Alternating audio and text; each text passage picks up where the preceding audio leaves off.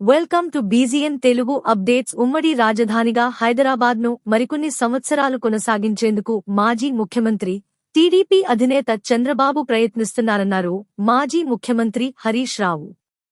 కరీంనగర్ ఎన్నికల ప్రచారంలో సిద్దిపేట ఎమ్మెల్యే హరీష్ రావు కీలక వ్యాఖ్యలు చేశారు. ఇప్పుడు జరిగే ఎన్నికలు తెలంగాణ భవిష్యత్తుకు సంబంధించినవన్నారు. ఎన్నో ఏళ్లుగా ఢిల్లీలో పోరాడి కొట్లాడి తెలంగాణ తెచ్చుకున్నామని గతాన్ని గుర్తుచేశారు. హైదరాబాద్ మాదని, దీనిని మరికొన్ని రోజులు ఉమ్మడి రాజధానిగా కొనసాగించేందుకు కొంతమంది కుట్రలు చేస్తున్నారన్నారు. అందుకే గులాబీ జెండాను గెలిపిస్తే ఢిల్లీలో తెలంగాణ ప్రజల గొంతుకను వినిపించేందుకు కృషి చేస్తామన్నారు.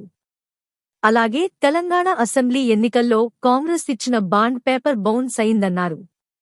ఎన్నికల సందర్భంగా 100 రోజుల్లో 6 గ్యారంటీలు అమలు చేస్తామని చెప్పి అధికారంలోకి వచ్చి ఇచ్చిన హామీలను అమలు చేయలేదని విమర్శించారు.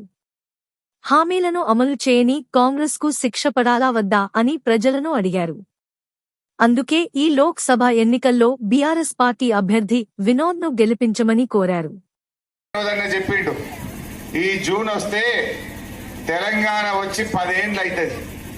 మరి 10 ఏళ్ళు అయ్యే సందర్భంగా ఆ రోజు పెద్దలు హైదరాబాద్ ను 10 ఏళ్ళు ఉమ్మడి క్యాపిటల్ గా పెట్టారు.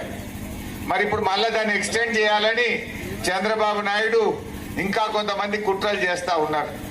మరి ఈ తెలంగాణ హైదరాబాద్ ఇక ఉమ్మడి క్యాపిటల్ కాదు, మాది, మా హక్కులు మాయి అని కొట్లాడాలంటే ఈ గులాబీ జెండా ఢిల్లీలో పార్లమెంట్ లో ఉండాలి. ఊర్లో ఎవరైనా చెక్కిస్తారు, చెక్ బౌన్స్ అయితే ఏమైతుంది?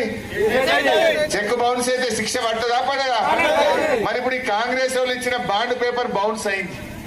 కాంగ్రెస్ వాళ్ళ బాండ్ పేపర్ బౌన్స్ కాలే. 100 రోజుల్లో అన్ని చేస్తామని బాండ్ పేపర్ మీద రాసిచ్చి ఓట్లేసి గద్దెనెక్కి 100 రోజులు దాటినా ఇవాళ ఒక్కటి కూడా ఇయ్యని కాంగ్రెస్ పార్టీకి శిక్ష పడాలనా వద్దా? మీరే చెప్పండి. శిక్ష పడాలనా వద్దా?